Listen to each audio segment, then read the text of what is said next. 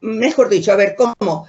Lo que me interesa es que partamos del diagnóstico que se hace a través de un proteinograma electroforético y pensando que ese proteinograma corresponde a un paciente al que le han pedido por alguna razón. Siempre la solicitud médica puede pasar porque sospecha ya qué patología tiene o porque no sabe para qué lado agarrar y no sabe qué es lo que tiene y por las dudas le pide todas las cosas. Entonces nosotros lo primero que tenemos que hacer es saber ver un proteinograma electroforético como para saber qué sugerirle después al médico cómo manejarse con los estudios.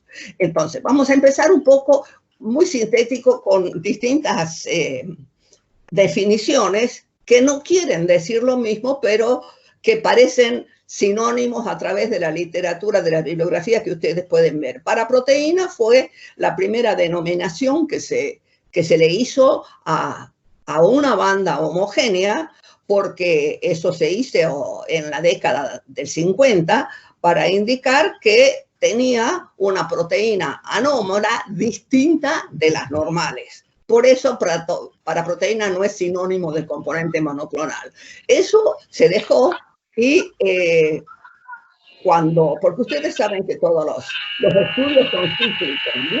Porque cuando salió digamos que evolucionó la inmunología, es como que ahí se empezaron a definir algunos conceptos. Componente M también se decía, pero como M de maligno. O sea que tampoco tenía que ver con lo que sería la estructura de esa banda homogénea. Y finalmente se decidió en llamar banda homogénea o componente monoclonal, que bueno, eso será a lo mejor motivo de discusión para la próxima charla, que es en septiembre, acerca de los consensos internacionales, de cómo se debe mencionar, es decir, cómo se sugiere que se debe mencionar. Ustedes saben que los consensos internacionales es tratar de ponerse de acuerdo en qué es lo que se va a hacer y que, bueno, la banda homogénea puede ser una banda chica que todavía no sabemos a qué se debe y generalmente cuando ahora uno se define por componente monoclonal es porque ya tenemos algunas pautas o el médico ya sospecha digamos, una de las tantas enfermedades que tienen presentan componentes monoclonales. Estas bandas homogéneas o componentes monoclonales pueden corresponder a inmunoglobulina intacta, a cadenas livianas libres, cadenas pesadas o fragmentos de las mismas, que están producidas por células plasmáticas o células linfoideas que proliferan en forma anormal. Entonces acá ustedes se dan cuenta que esto ya no es una cosa que es anómalo o extraño introducido al organismo, sino que se desregula un clon de células. Se pueden presentar en suero como una banda homogénea o monoclonal, también pueden aparecer en orina si hay una alteración renal del glomérulo del ducto. Hablando de que se presenten en orina, es lo que se conoce como proteinuria de Bensellones, que se observa, ¿dónde se observa? En un uroproteinograma, una banda homogénea o un componente monoclonal. Ustedes saben que en los uroproteinogramas nosotros podemos hacer la clasificación clásica de glomerulopatías, tubulopatías. La proteinuria de Bensellones en general está relacionada más a las tubulopatías que a las glomerulopatías, pero eso depende de cómo evoluciona o cómo se presenta un paciente a la consulta. Es bastante frecuente que un paciente se presente o haga una consulta médica porque tiene una alteración renal y como consecuencia de ese estudio se llega a la conclusión de que es por una banda, un componente monoclonal. Los métodos para detectar en el uroproteinograma son varios, varían en los laboratorios. Se usa orina concentrada, generalmente es lo primero que se usó, porque siempre puede haber pequeñas cantidades. Se puede usar orina sin concentrar y agarosa de alta resolución, que es lo que usamos nosotros en el laboratorio, afortunadamente con mucho éxito. o por capilaridad, que bueno, es un poco más complejo. Todo eso depende también del volumen de trabajo que tiene cada laboratorio. La muestra empleada debería ser una alícuota de orina de 24 horas, pero ustedes saben que siempre hay mucho problema para tener la diuresis total de una orina de 24 horas, generalmente se trabaja con la primera orina de la mañana, pero eso siempre hay que señalarlo. Aunque ustedes, todos los que están escuchando, creo que saben que la prueba de termosolubilidad es obsoleta. No dejo de repetir eso porque más de una vez hay problemas en los laboratorios por el costo que tiene la determinación, lo que la obra social o el sistema de salud paga, porque por una prueba de termosolubilidad se paga muy poco, y el uroproteinograma tiene otro costo, pero hay que tener presente que un 60% de las llamadas proteínas de benzoyones no son detectadas por la termosolubilidad. Bueno, esto es una síntesis muy cortita de la evolución metodológica para el estudio de las proteínas séricas. En el último siglo, por decirlo de alguna manera. Del año 30 a la década del 60, podemos mencionar primero la electroforesis libre, que le valió el premio Nobel a Tiselius, y después se fueron desarrollando las electroforesis en soportes. Los primeros soportes utilizados fueron los geles de agar, que no permitían, por la electroendosmosis muy alta, no permitían separar bien las fracciones alfa 1, ni tampoco las fracciones beta, separaban tan solo 4 fracciones. Después se empezó a usar soportes en papel, luego acetato de celulosa y acrilamida. De la década del 55 al 78 fue, si se quiere, la más prolífica, por decir de alguna manera, porque se desarrolló mucho la inmunología, se desarrolló mucho también la inmunoquímica, entonces se empezaron a hacer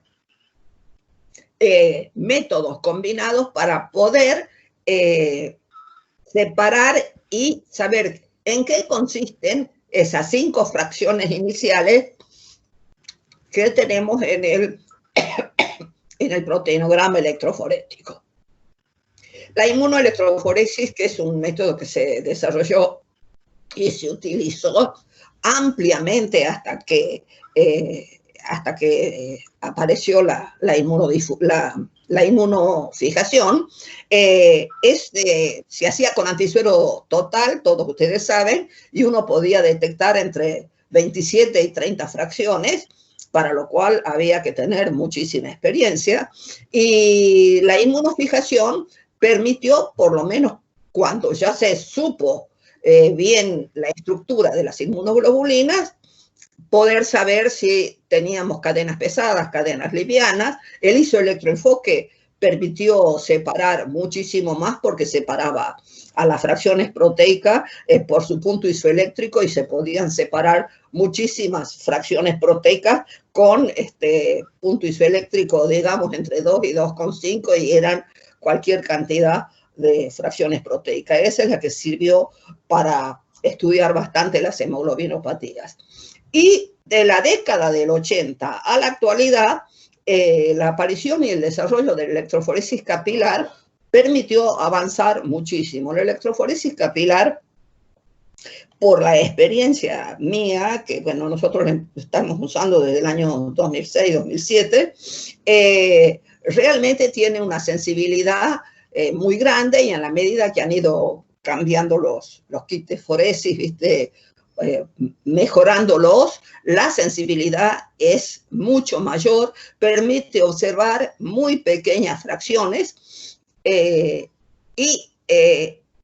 la parte de espectrometría de masas y proteómica, de eso no la menciono nada más, pero no está todavía al alcance del laboratorio clínico, sobre todo la espectrometría de masas para la parte de proteínas, porque sí sé que se está usando mucho en la parte microbiológica.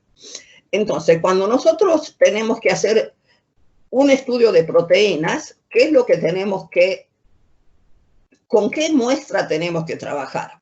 Para proteinograma electroforético, si solicitan, ¿no? Proteinograma electroforético, inmunofijación, se debe usar suero y no plasma.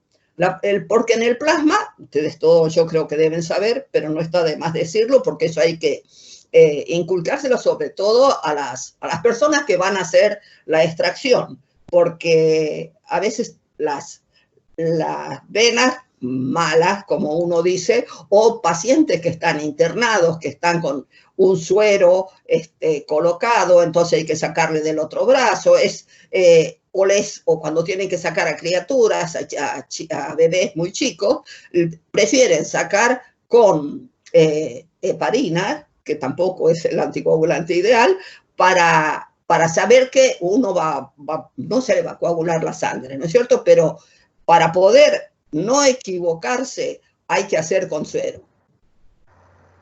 Y no usando, no se recomienda el uso de geles aceleradores, tiene que ser en un tubo seco. Cuando se quiere estudiar cadenas libres, porque ahora cadenas livianas libres, también tiene que ser la muestra en suero, no en orina y suero como se sabía hacer en un comienzo, porque la determinación de suero es más exacta. En el caso del uroproteinograma para investigación de benzellones, que es decir proteína de benzellones es como mencionar una cosa histórica, pero tenemos que tener bien claro a qué se refiere. Bueno, ya les dije lo de la orina. Cuando tenemos que estudiar las inmunoglobulinas, cuantificarlas por cualquiera de los métodos de cuantificación, puede ser suero o plasma porque se hacen con antisueros específicos, ¿no es cierto? Entonces ahí el plasma no interfiere. En la inmunodifusión radial tampoco interfiere para aquellos que siguen usando inmunodifusión radial. Y yo menciono el estudio de las crioglobulinas dentro de lo que es el estudio de las proteínas, donde la muestra debe ser recogida de manera distinta, recogida y mantenerla a 37 grados para evitar de que las crioglobulinas que puedan estar presentes puedan ser, digamos, encriptadas con el coágulo en la medida que se va coagulando la muestra. Menciono esto porque hay algunos mielomas y macroglobulinemias que suelen venir acompañadas de crioglobulinas. Yo les voy a mostrar más adelante un caso, nada más que un caso porque si no se hace muy largo. Quiero mencionar también con qué drogas se está tratando, porque vamos a hablar, digamos, de lo que los consensos del Grupo Internacional de Mieloma recomienda. Las drogas en uso que comenzaron, digamos, en 2018, acá ustedes tienen la lista, no les voy a estar mencionando cada una, pero sí ustedes tienen que fijarse en tres, las que dice drogas inmunomoduladoras, inhibidores del proteasoma y la de los anticuerpos monoclonales, que es la última generación de medicación que se está usando, porque esta puede provocar interferencias en los estudios de proteína sérica y pueden, sobre todo cuando se está monitoreando un tratamiento, llevar a dar un informe equivocado cuando se está haciendo una respuesta bastante buena al tratamiento y empiezan a haber pequeñas bandas homogéneas en las zonas del proteinograma. ¿Cuáles son las interferencias más importantes? Porque hay mucho.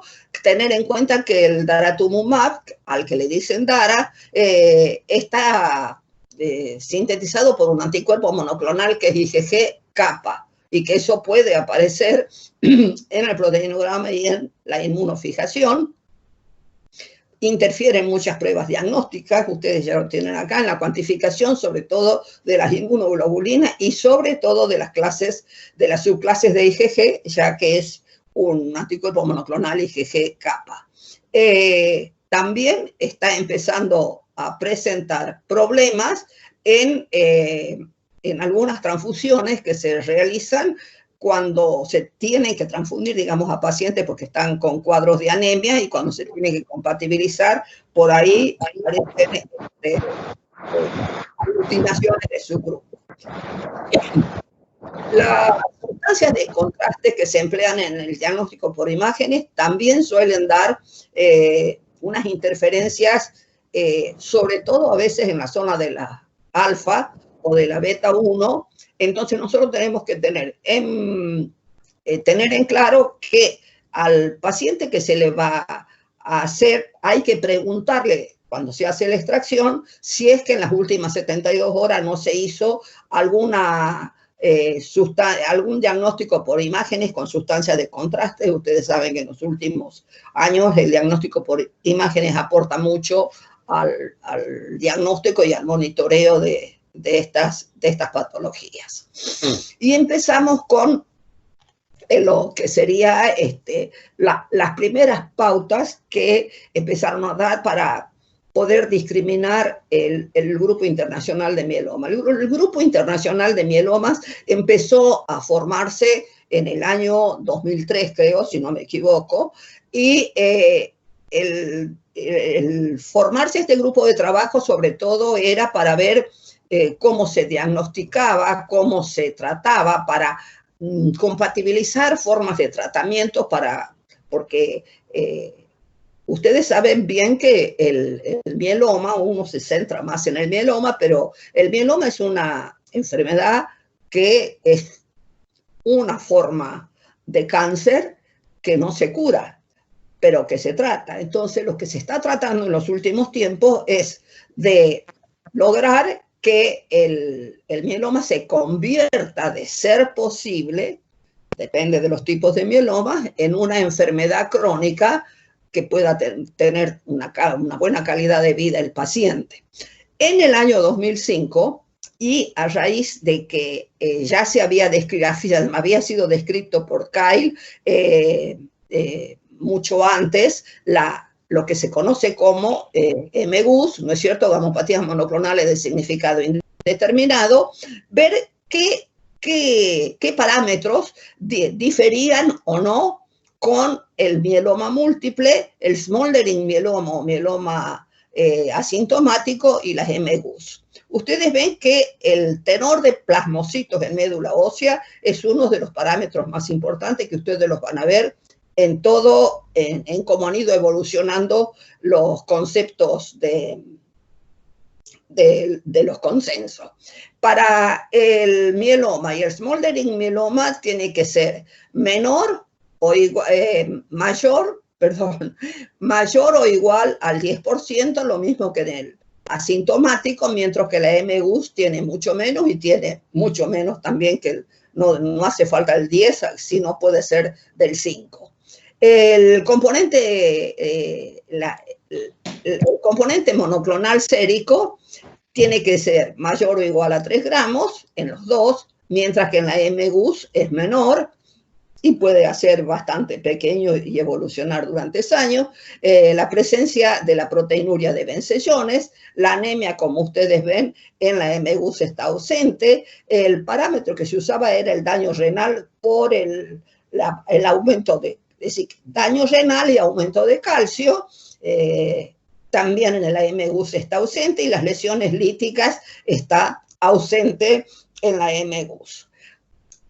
Ahora, la MGUS fue, cuando se la describió, cuando Kyle la describió, era, digamos, como un hallazgo de laboratorio, porque el paciente es totalmente asintomático y se sugería que se lo controlara a los 6 meses, al año, a ver la evolución, y en ese momento se decía que podía evolucionar algunos después de 10 años a mieloma y otros podían permanecer sin tener una evolución maligna.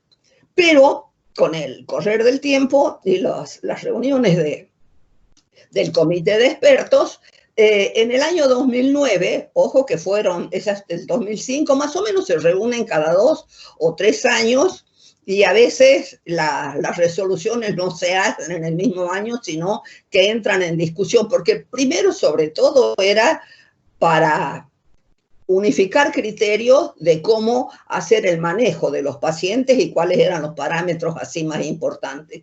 Después, en la medida en que se fueron incorporando una serie de, no únicamente hablando de signos y síntomas clínicos, sino de todo aquello que hace a los parámetros de laboratorio para ver cómo responde al tratamiento o no de alguna de las drogas que utilizaban.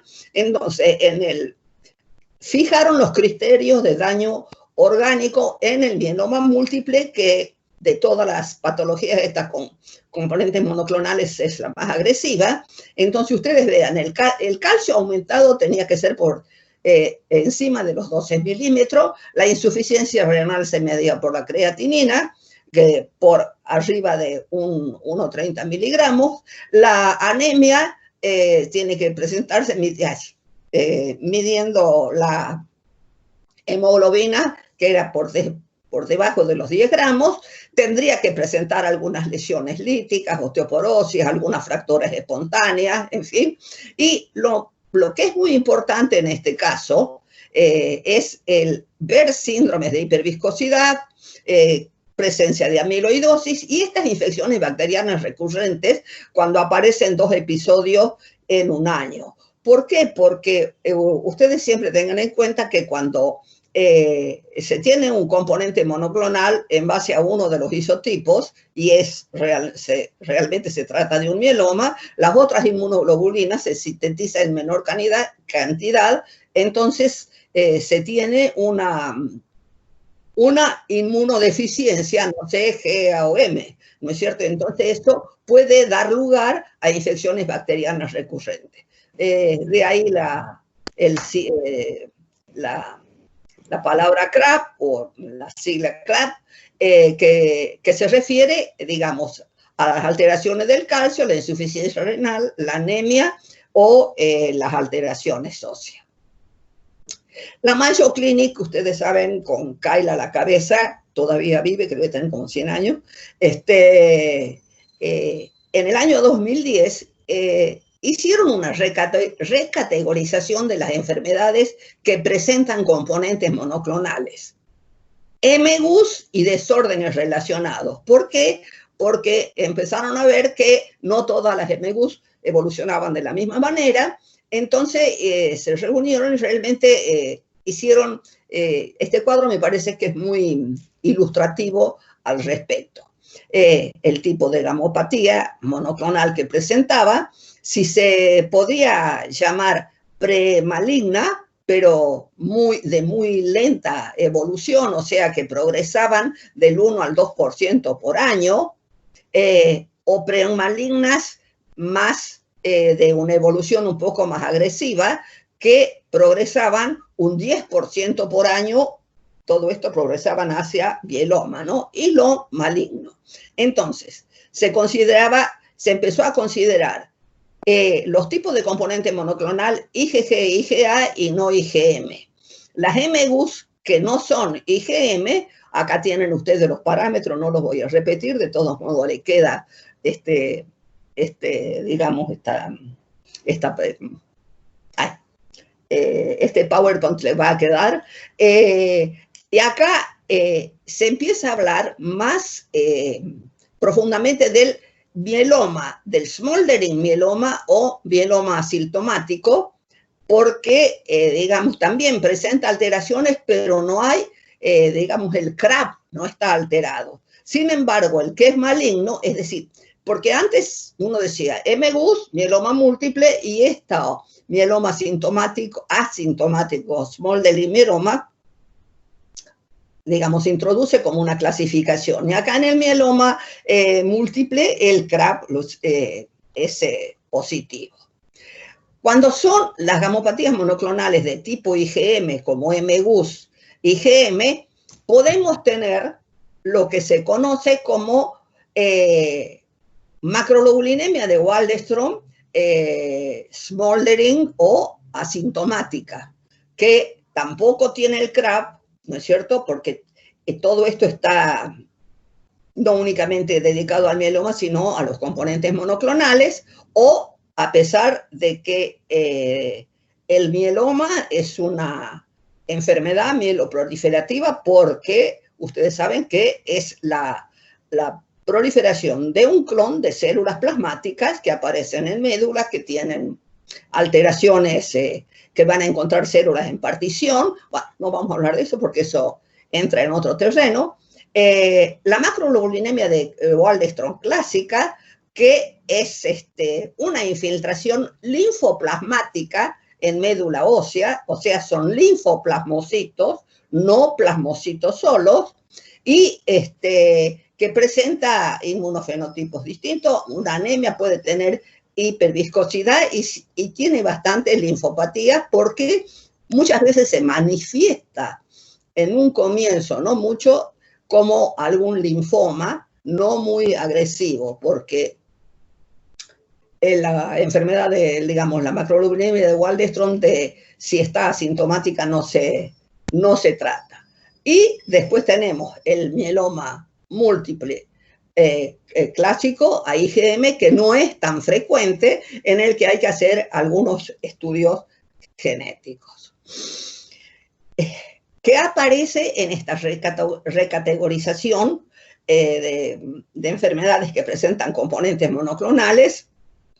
¿Una nueva enfermedad? No es una nueva enfermedad, es lo que se daba en llamar en ese entonces un mieloma micromolecular. ¿Por qué? Porque las cadenas livianas, ustedes saben que son cadenas de peso molecular más bajo, ¿no es cierto? Que la que tienen la IgA, la IgM, la IgG.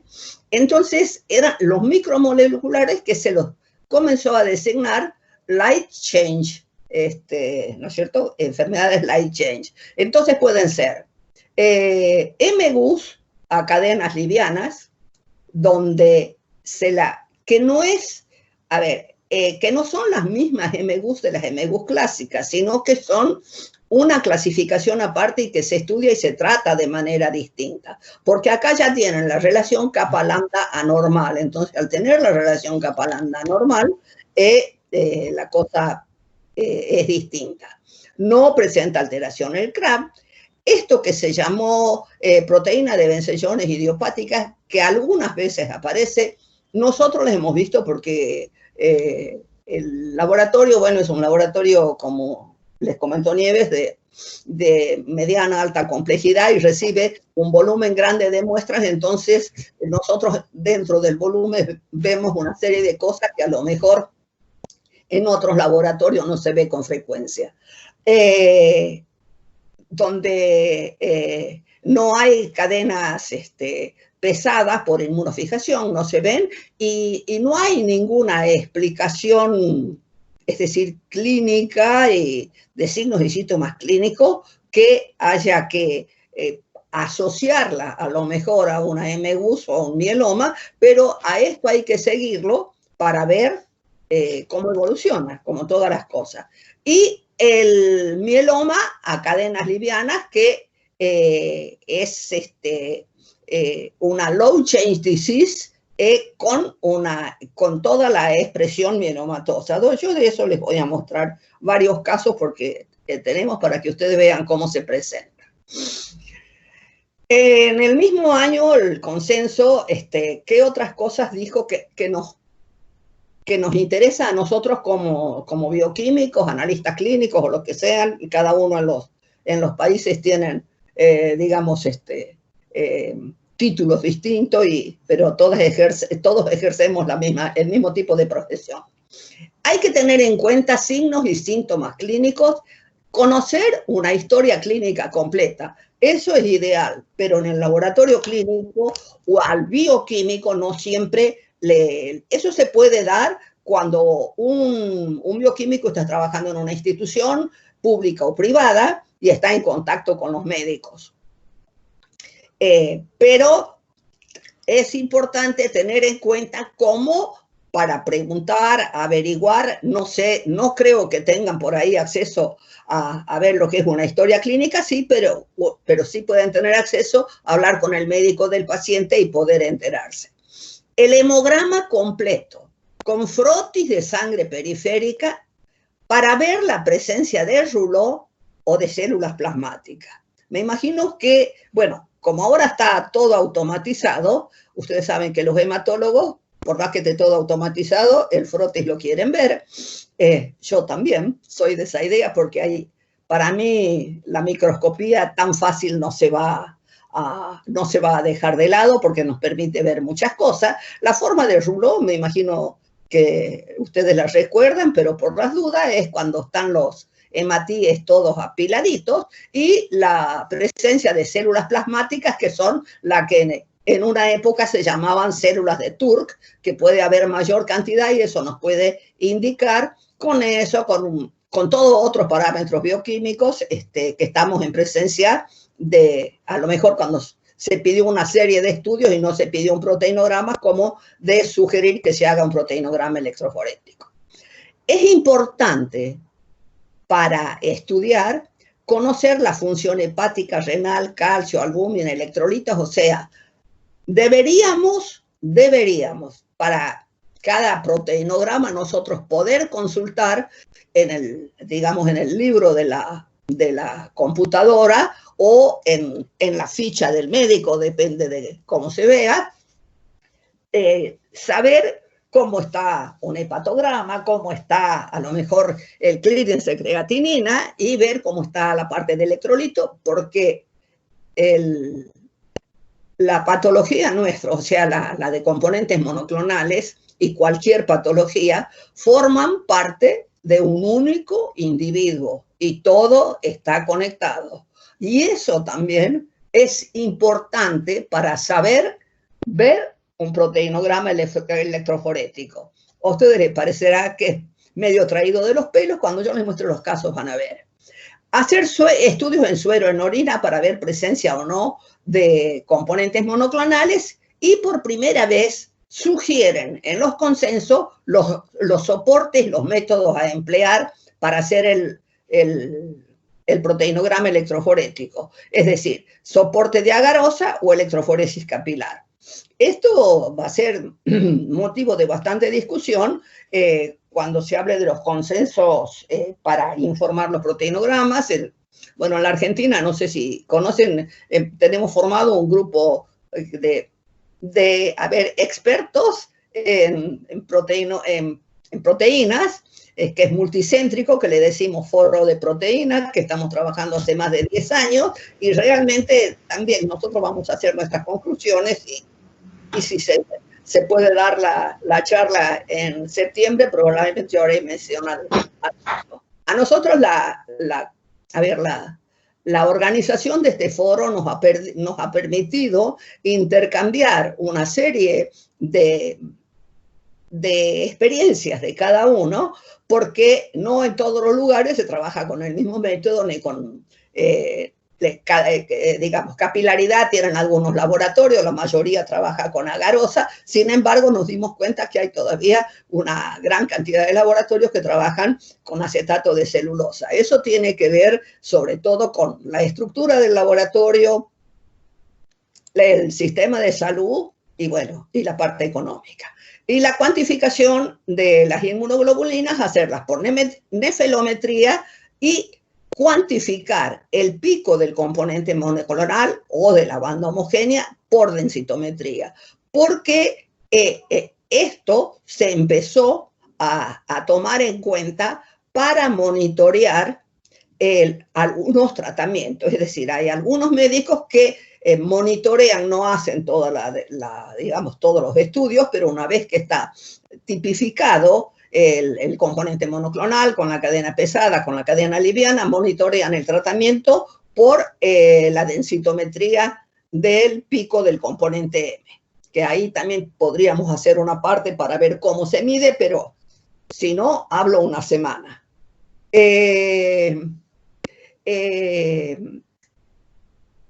en cuenta que cuando detectamos nada más que cadena liviana, siempre hay que descartar la presencia de IgD e IgE, que si bien es cierto no son mielomas muy frecuentes, pueden estar. Eso ustedes con los años o con la experiencia o con lo que sepan de los síntomas, de los síntomas clínicos, en fin, se van a dar cuenta si puede esa cadena liviana sola que aparece en inmunofijación corresponder a una IgD o una IgE, pero es decir, si se puede hacer, tiene que hacerse siempre. Ustedes saben que todos los consensos, todo lo que tenemos que hacer, y bueno, algunos podemos, otros no podemos. Cuantificar albúmina, porque eso es importante para clasificar los estadios del mieloma, que eso tiene que ver, aparte de los estadios, para medir la respuesta, ya les voy a mostrar cuáles son los parámetros que se tienen en cuenta para medir la respuesta y saber si han tenido respuesta completa y ver, qué sé yo, cómo está la parte de la evolución del paciente. Estudiar la orina, y no, como ya les dije, no se recomienda medir en orina de 24 horas. Determinar cadenas livianas en suero, cadenas livianas libres en suero, sobre todo en el mieloma no secretor u oligosecretor y en mielomas de cadenas livianas. Si vemos la bibliografía y sobre todo los trabajos del doctor Bradwell, a quien conocí personalmente, y realmente todo se tendría que resolver, o por lo menos la mayor parte de los mielomas tendrían que resolverse midiendo cadenas livianas libres. Como de eso no voy a entrar en el tema porque sé que hay otro webinario sobre eso, pero lo único que voy a mencionar en este caso es que la determinación de cadenas livianas libres, ¿por qué se insiste que es tan importante? Porque la aparición en el suero de la elevación, digamos, de kappa o de lambda, depende de lo que fuere, es mucho más precoz que la aparición de proteinuria de benzoilones. Entonces, eso constituiría un marcador que permitiría al médico tratar más precozmente al paciente y a lo mejor evitarle que aparezca la lesión renal. Pero tampoco me voy a explayar sobre eso porque es demasiado. Esto es muy importante y lo digo, y el doctor Bradwell, si alguna vez me escucha, además yo solo discutimos con él, no yo personalmente, sino todo un grupo de gente del foro cuando estuvo acá en la Argentina. La determinación de cadenas livianas libres no sustituye al uroproteinograma ni a la inmunofijación en orina, que a nosotros nos da muchos elementos para analizar, sobre todo cuando tenemos lógicamente todos los métodos estandarizados. También es importante ver cómo evoluciona el porcentaje de células clonales en médula ósea.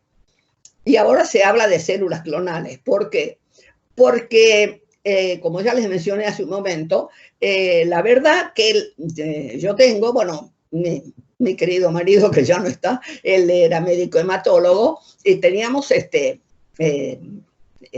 citología de punciones medulares de mielomas, donde se ven células enormes en mitosis o multinucleadas, inclusive con algunas coloraciones un poco distintas que daba a pensar que se podría tratar de este tipo, de otro tipo de mieloma, y que es completamente distinta a la infiltración que se ve cuando uno piensa que puede ser una macroglobulinemia de Waldenström. La citometría de flujo, que en los últimos años se ha desarrollado mucho, bueno, acá le digo lo que decía el consenso en esta época, pero lo que le puedo decir es que aporta, pero también eso tiene que ver, lo mismo que los estudios citogenéticos, con la infraestructura que tenga cada laboratorio. En el 2014 se hicieron modificaciones al CRAB del 2009. Ustedes se acordaban que la elevación de calcio ahí decía por encima de 12, acá es por encima de 11. En cuanto a la función renal, o sea que acá disminuye el corte, ¿no es cierto?, para el valor del calcio. En la función renal, a la inversa, ahí decía mayor de 1,30 y acá ahora nos dice mayor de 2 gramos. O sea, como uno diría, le da changüí al riñón un poquito más. La anemia sigue más o menos igual, los valores por debajo de 10 y las alteraciones lípticas, las alteraciones óseas más o menos de la misma manera. ¿Qué otras modificaciones del CRAB había?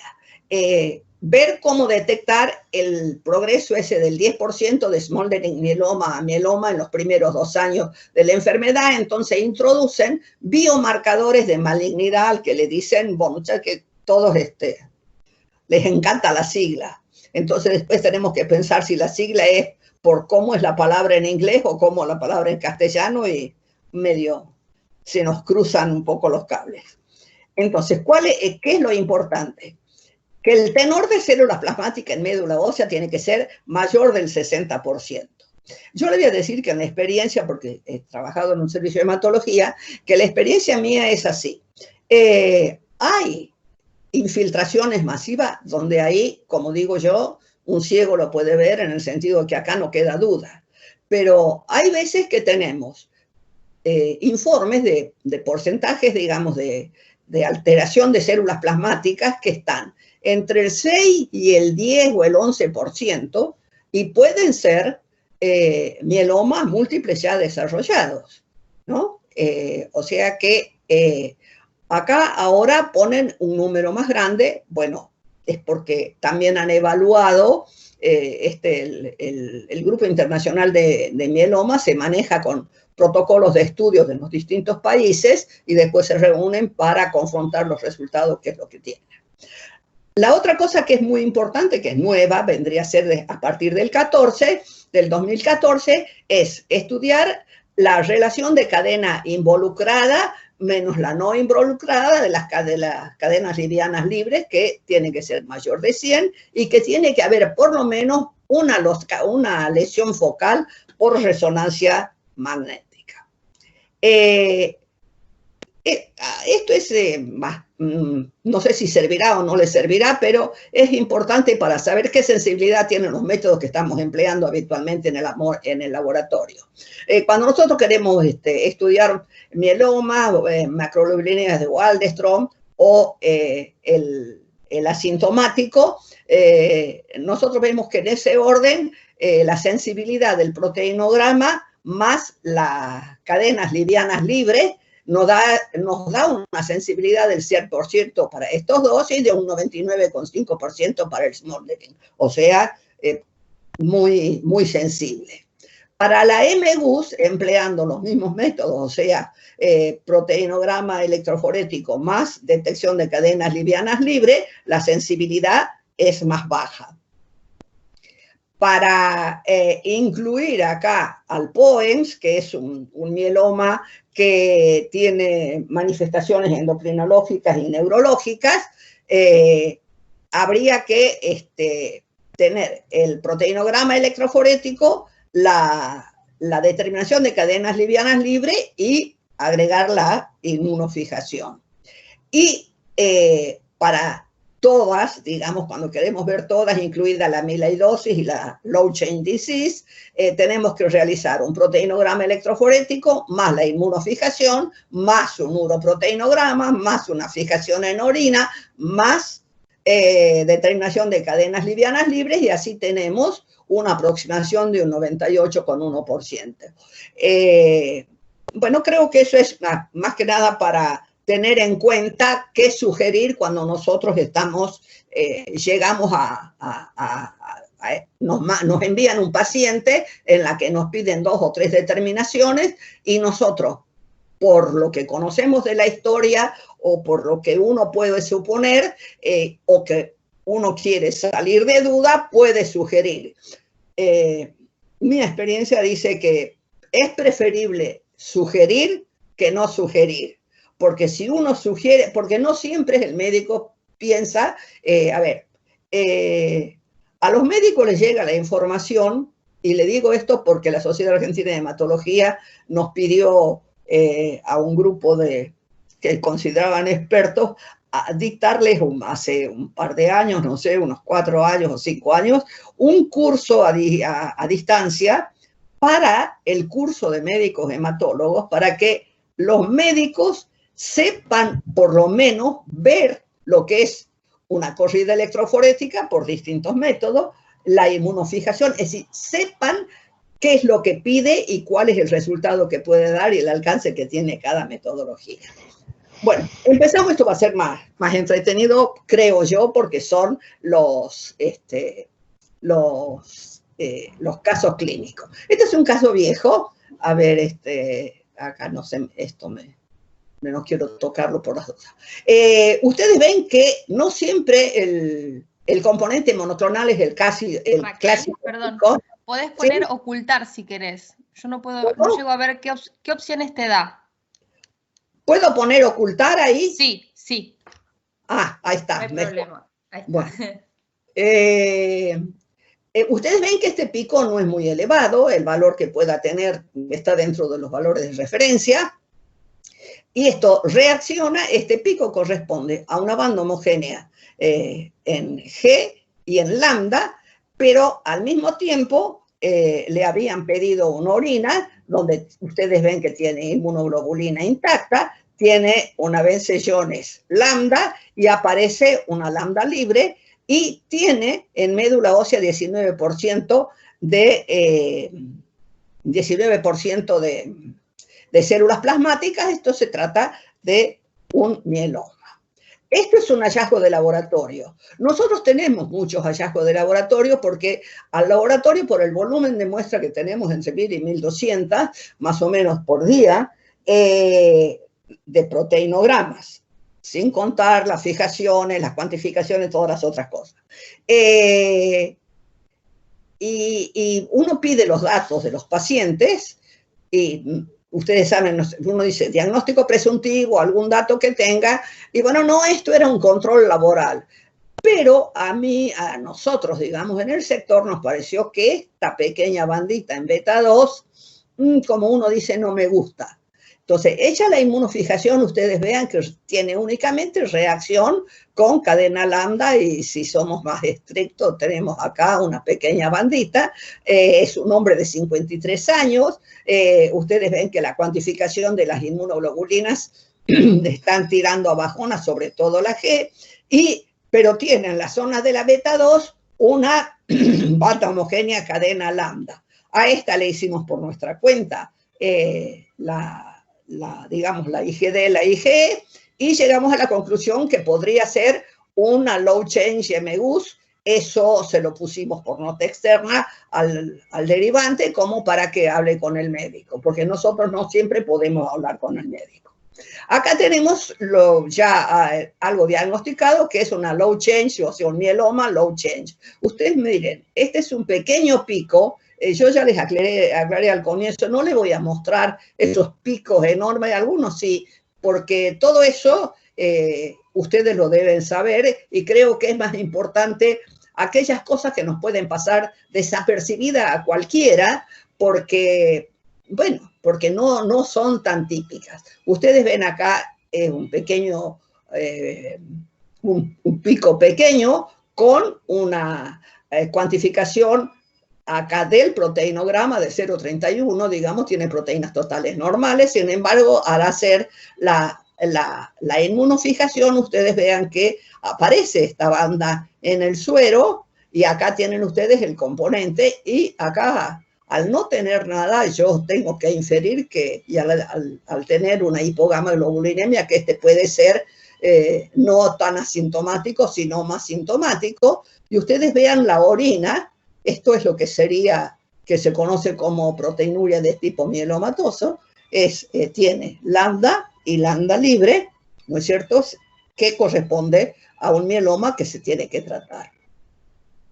En este proteinograma ustedes creo que van a poder observar esta pequeña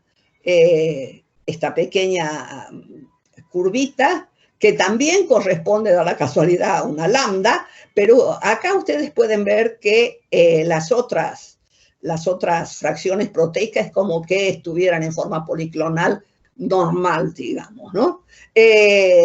No se observa presencia de cadenas livianas, son pacientes sin sintomatología, entonces sugerimos estudiar,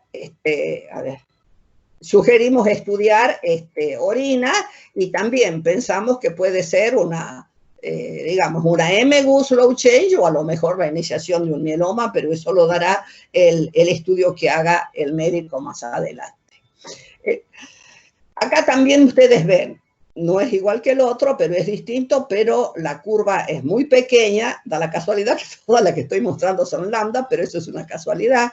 En general se dan más lambda que kappa, ¿por qué? No sé, pero eso es algo que siempre se ha dicho, que las lambdas tienen peor evolución que las kappa. No hay ninguna base científica en eso, sino observaciones clínicas. Esto es una mujer de 61 años que ya tenía un diagnóstico de mieloma de células plasmáticas. Yo les escribí aquí tal cual lo que decía el médico, ¿no? Porque no sé si el mieloma puede ser a otro tipo de células, pero bueno, el médico dice mieloma de células plasmáticas, esa es la razón por la que tenemos que también consensuar una serie de cosas. En la inmunofijación tenemos la G, la A, la M, policlonal, y bueno, esto corresponde a un mieloma. ¿Por qué? Porque al medir las cadenas livianas en suero, ustedes vean, están totalmente alteradas. En este caso, si nosotros miramos este proteinograma, decimos, bueno, está un proteinograma que no tiene nada, tiene la proteína total de valores, es decir, todos los valores están dentro de los valores de referencia. Ustedes miren lo que es la inmunofijación en suero. La inmunofijación en suero es toda normal, pero habían pedido la orina y ustedes vean que aparece entonces un componente monoclonal en la orina, prácticamente con vestigios de albúmina, o sea, casi podríamos decir también una proteinuria de tipo mielomatosa, y acá con una capa y una capa libre bastante intensa. Este hombre tenía un diagnóstico, cuando preguntamos, lógicamente, porque nos llamó la atención que nos pidieran esto y nos mandaran la orina. Entonces, claro, nos pareció un poco raro porque, digo, ¿qué estarán pensando? Pero cuando pedimos los datos tenían un diagnóstico de mieloma múltiple con un trasplante realizado en el 2015.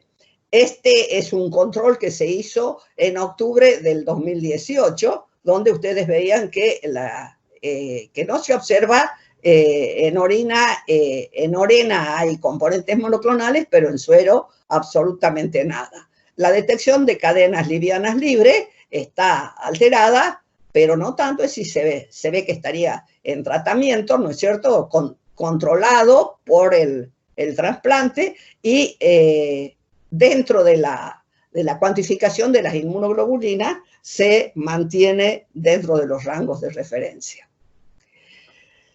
Bueno, acá tenemos un pico parecido al que, digamos, un pico como ustedes ya conocen, que es un componente monoclonal IgG-kappa. Este es el uroproteinograma de este paciente. Ustedes ven, se ve esta pequeña banda. Acá trabajamos con agarosa de alta resolución. Nosotros se le hace, digamos, cadenas livianas libres. Pedimos los datos, muchos datos no teníamos, pero inferimos de que esto corresponde a un mieloma múltiple por los datos que se obtienen. Acá esto lo muestro más que nada por curiosidad. Ustedes ven el pico alto en la zona de la gama, y es un componente monoclonal IgA kappa, no llegamos a saber las cosas de diagnóstico, pero me llamó la atención que una IgA esté tan en la zona de la gama lenta, ¿no es cierto? El suero estaba viscoso, sin presencia de crioglobulinas, pero no tuvimos más datos. Esto es para ver también, a nosotros nos pareció esa beta 1 un poco distorsionada, se correspondía con una inmunofijación en fuero. Ustedes vean que acá hay pequeñas banditas también. No tenemos muchos antecedentes. Esto es lo que ustedes ven, esta es la cuantificación, que hay una ligera hipogamaglobulinemia, pero la cuantificación de cadenas livianas es definitiva en para definir que esto es un, digamos, un low change mieloma. Bueno, ustedes vean acá este piquito, con este pequeño piquito acá.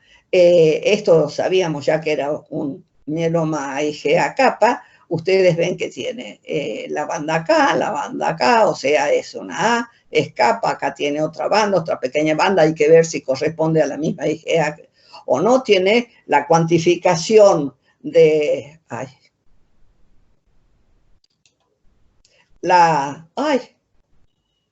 ¿qué hice?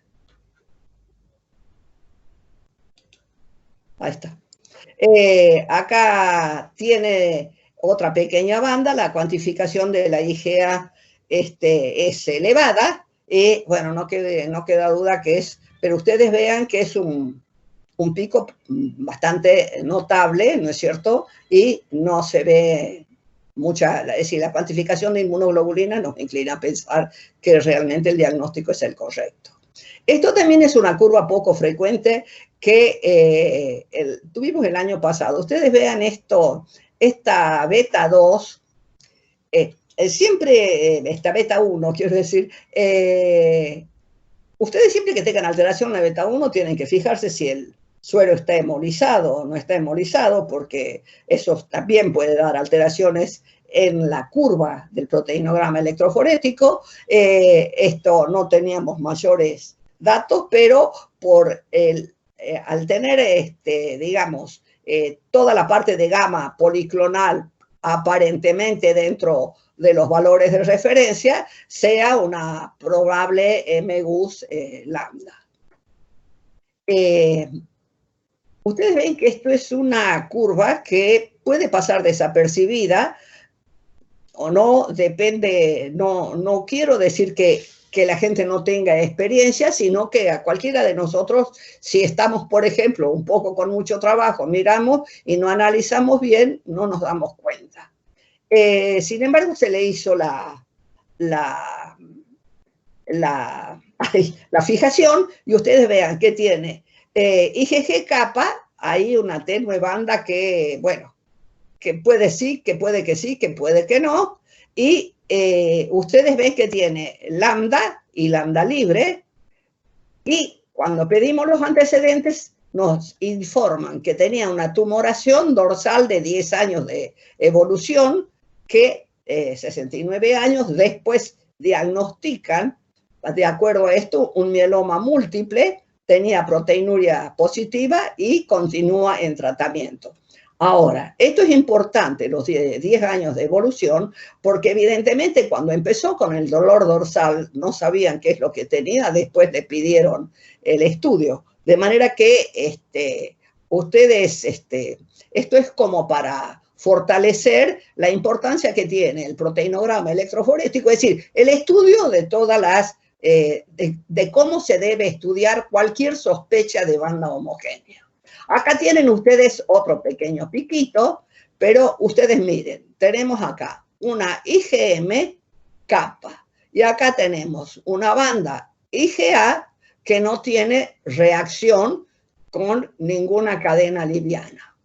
Entonces, pedimos antecedentes, es una mujer de 71 años, que en el 2018, en el mes de noviembre del 2018, el valor del piquito ese era de 0,32, en el 2019 era de 0,26, había un diagnóstico presuntivo de una gamapatía. Nosotros les sugerimos que, bueno, esta es la cuantificación de las inmunoglobulinas, sugerimos que hagan las cadenas livianas kappa y lambda y ustedes ya ven aquí el resultado. O sea que en esos casos dudosos la determinación de cadenas livianas kappa y lambda dan algunos. De todos modos hay que completar una serie de estudios para el diagnóstico definitivo, la punción medular, la parte de resonancia magnética, en fin, una serie de cosas.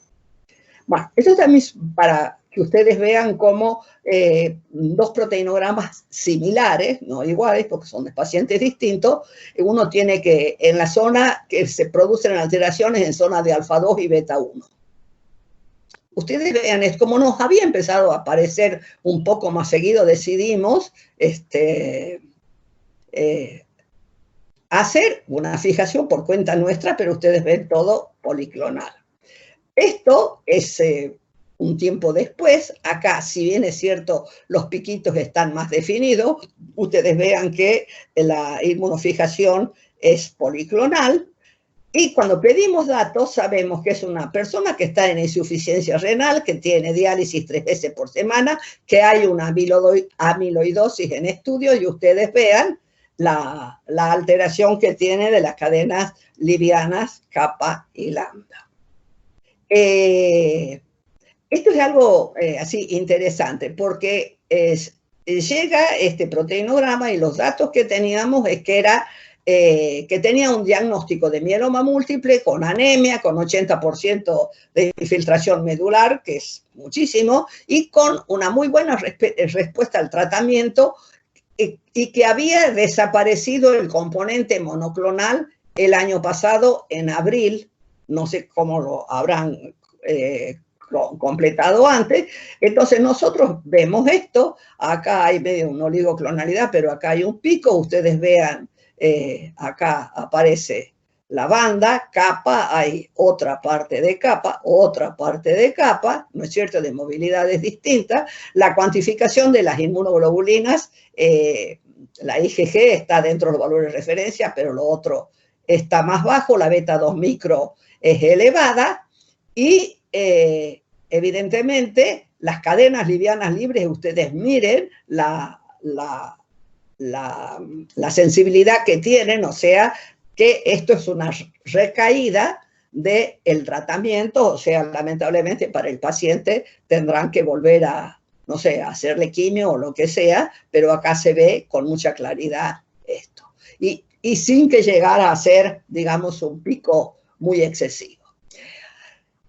Esto también para mí es interesante. Hay una tenue banda homogénea que ustedes van a decir, ¿lo ves vos? No lo veo yo, porque lo veo yo, porque, bueno, una querida colega que yo la considero mi hija, dice, yo con usted nunca me haría un proteinograma, y bueno, yo me río, pero bueno, yo creo que el ojo uno se lo va haciendo. Ustedes vean, tiene una banda homogénea IgG kappa, y pensamos que esto puede ser compatible con una MUS y que debe controlarse periódicamente. Este es otro hallazgo de laboratorio. Ustedes vean que está en la zona de la beta 1. Nosotros tenemos muchas movilidades en beta 1, a veces en alfa 2, ya les voy a mostrar, y es una probable MUS a IgA. Bueno, estas son nuevas metodologías que no me detengo para no pasar, para no llevar mucho tiempo, y he creído conveniente mostrar cuáles son los criterios de respuesta a los tratamientos de mieloma múltiple. No porque nosotros lo indiquemos, pero lo que pasa es que tenemos que conocer cuáles son los parámetros, porque la respuesta completa, ustedes ven, tiene la inmunofijación negativa en suero y orina, y la respuesta mínima, o sea, cuando en el intermedio está parcial muy buena, respuesta parcial. Acá hay más de un 25% de reducción del componente en suero o hay más de un 50% de presencia de benzoyones. Eso lo tenemos que tener en cuenta nosotros, sobre todo cuando se trata, cuando se está trabajando con un grupo de médicos y uno va siguiendo un paciente, digamos, el aprendizaje de nuestra parte es mucho mayor. Seguimos con los casos. Cuando se nos presentan estas cosas que se suelen presentar a veces, como ya les digo, nosotros tenemos por el volumen más frecuencia. Ustedes ven acá hay 2 picos, por si se quiere, acá también hay un tercero. Ustedes vean, esta es la inmunofijación. Nosotros cuando tenemos estos casos tratamos con mercaptoetanol.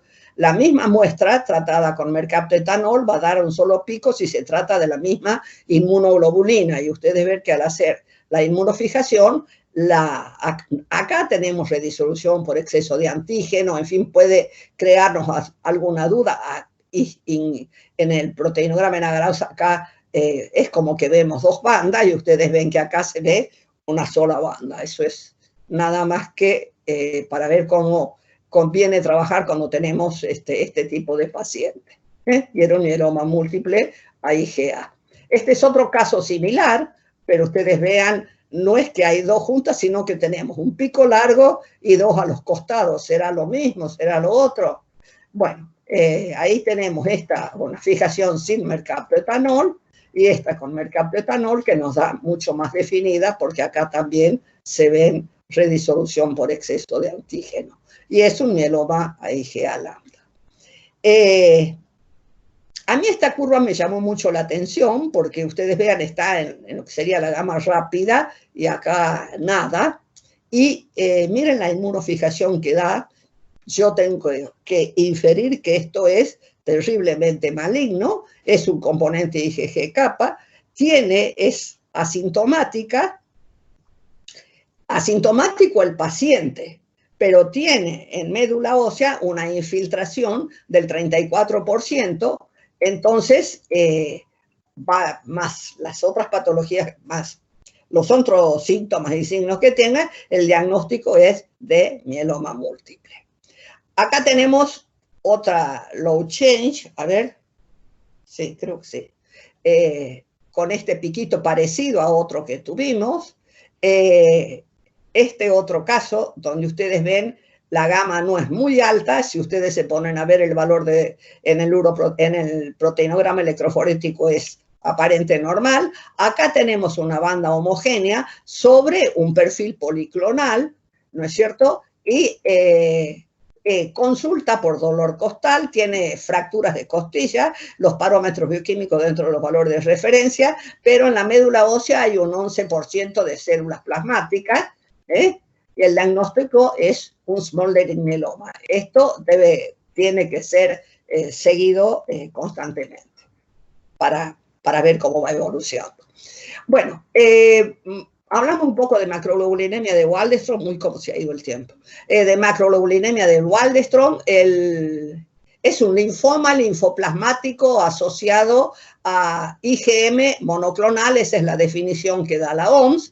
La MUC-IgM se considera una enfermedad premaligna que debe ser monitoreada.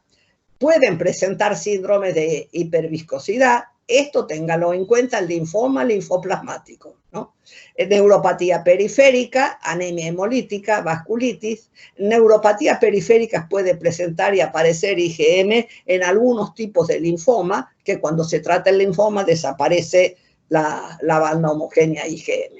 Los factores asociados con el pronóstico de IgM son la edad, la hemoglobina, no hay tanta anemia como el mieloma, hay plaquetas en general bajas, la beta 2 micro en general está elevada y el componente monoclonal también está elevado, que es IgM.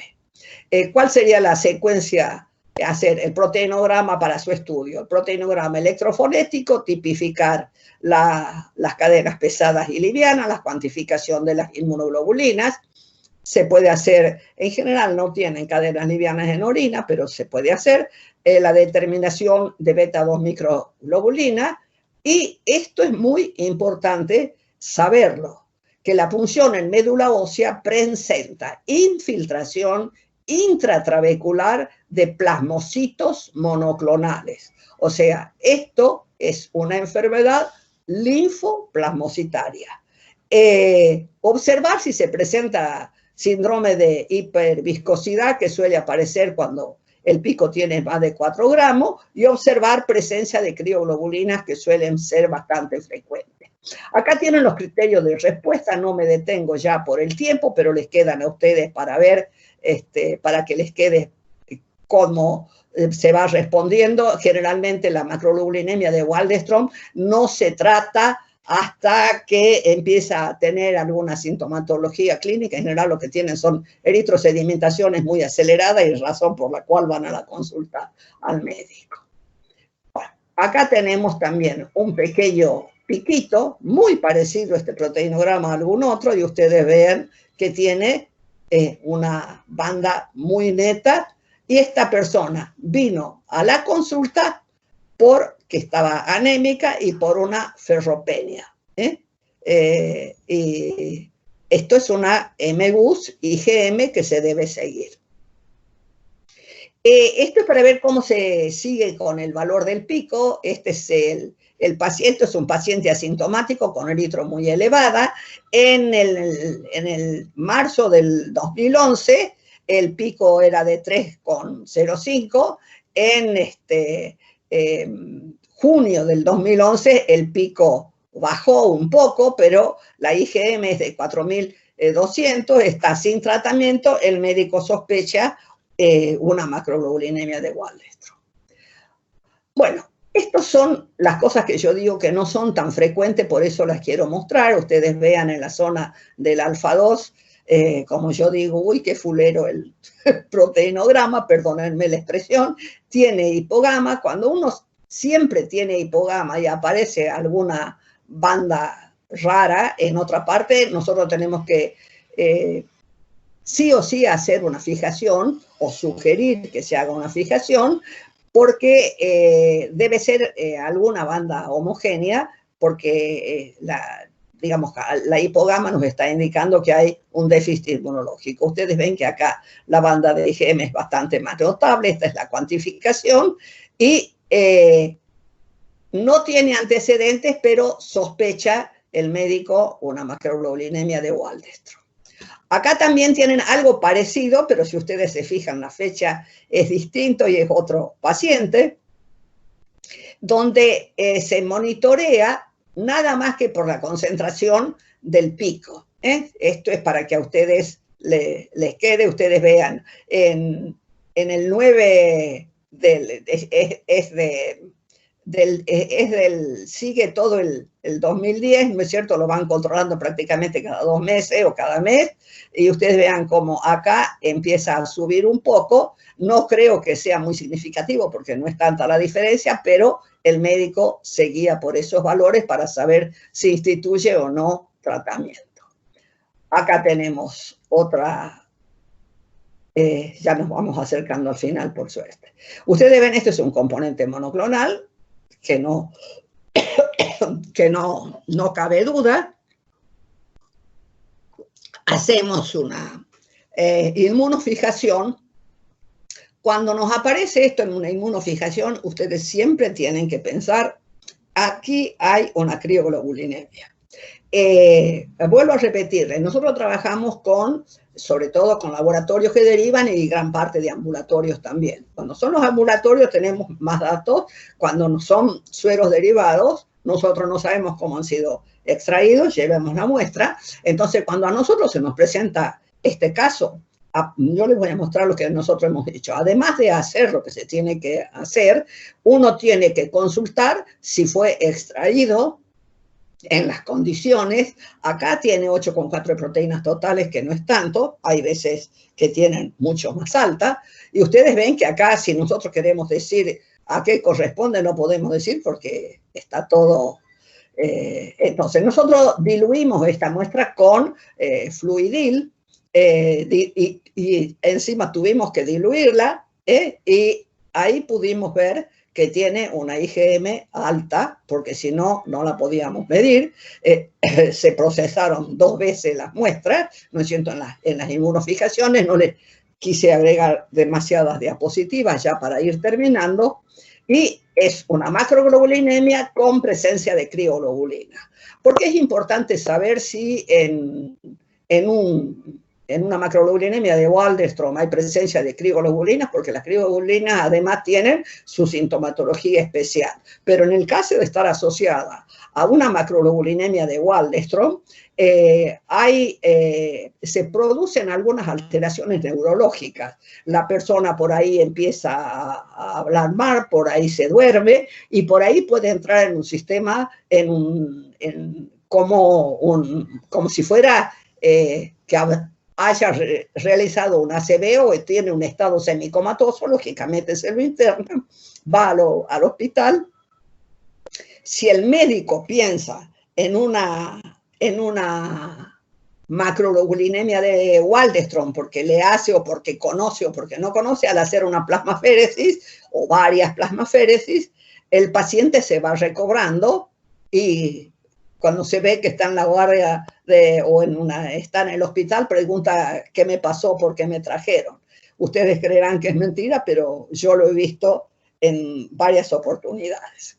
Y acá les quiero mostrar presencias de crioglobulinas, porque yo tengo 2 chicas maravillosas que trabajan conmigo, Virginia y Silvina, que ahí en una de las fotos la mostró ahí junto al capilar 2 Nieves, y ellas se tomaron el trabajo. Ustedes vean, este es el tubo del paciente, este es un tubo con suero común. Ustedes vean que ahí un poquito se corre, acá también ven lo mismo, ¿no es cierto? Porque esto es como se saca el tubo que está en la gradilla, se lo deja a temperatura ambiente, ¿no es cierto?, antes de procesarlo. Ustedes vean cómo acá empieza a licuarse un poco, pero acá está todo licuado, es normal, ¿no es cierto? Acá ven lo mismo, acá apenas, o sea que la cantidad de crioglobulinas es muy grande. Ustedes ven, acá no hay ninguna duda que está, sin embargo acá persisten, lo que quiere decir que tiene una gran cantidad de crioglobulinas. Se pueden medir las crioglobulinas haciendo criocrito. Bueno, no vamos a hablar del tema porque también es un tema aparte, pero me parece que esto es muy ilustrativo. También se logró un consenso para las macroglobulинemias de Waldenström en el año 2019, o sea, el año pasado, donde las IgM tienen que tener menos del 10% de infiltración linfoplasmocitaria, y bueno, son estos parámetros no tantos como en el mieloma. También hay que tener en cuenta si hay neuropatías asociadas, porque la macroglobulinemia de Waldenström puede tener neuropatía asociada y anemia hemolítica asociada y crioglobulinemia sintomática, o sea, una serie de signos hematológicos, ¿no es cierto?, que hay que ver. Esto me pareció interesante ponerlo porque es como un algoritmo que lo saqué del trabajo, lógicamente. Acá están ustedes han visto que en todas las diapositivas están todas las citas de los trabajos en que se extrajo, de manera que ustedes los pueden consultar. Si hay una enfermedad sintomática, citopenia es importante, alteración en hemoglobinas y plaquetas y algunos síntomas relacionados con la hiperviscosidad. Lo que hay que ver es si es una hiperviscosidad sintomática. Si se ve que sí, si se ve que no resuelve, bueno, no se hace nada. Si se ve que sí, se hace plasmaféresis. Bueno, me quedan 3. Me parecía, no quería terminar sin hablar de lo que es oligoclonalidad. Tampoco me voy a desarrollar porque también es un capítulo aparte. Lo único que les voy a decir es que es una es una respuesta antigénica a un estímulo. Cuando tenemos un proteinogramas acá de este tipo, y se sugiere, porque acá hay un pequeño piquito, ¿no es cierto?, se sugiere una inmunofijación, ustedes van a ver que aparece no cosas muy netas, ¿no es cierto?, sobre un perfil policlonal, acá apareciera una banda, acá apareciera otra, acá aparecía otra, acá aparecía otra. Eso es la presencia de varias bandas homogéneas. Nos dicen que esto es policlonal, oligoclonal, y que esto hay que controlarlo. Esto, por ejemplo, es un paciente que nosotros tuvimos no hace mucho tiempo, una curva famosa, como ustedes ven, y acá tienen ustedes la cantidad de bandas homogéneas, múltiples bandas homogéneas, y acá tienen la parte clínica que no tiene nada que ver con, digamos, las otras patologías que nosotros hemos mencionado. Esta es una oligoclonalidad más pequeña, pero que nos puede inducir a error, porque no es cierto, acá vemos bandas, pero también hay otras bandas en otros lugares. Entonces, en este caso hay que sugerir repetir el estudio dentro de 3 meses o ver qué otro tipo de sintomatología y signos clínicos tiene. Bueno, muchísimas gracias, perdone.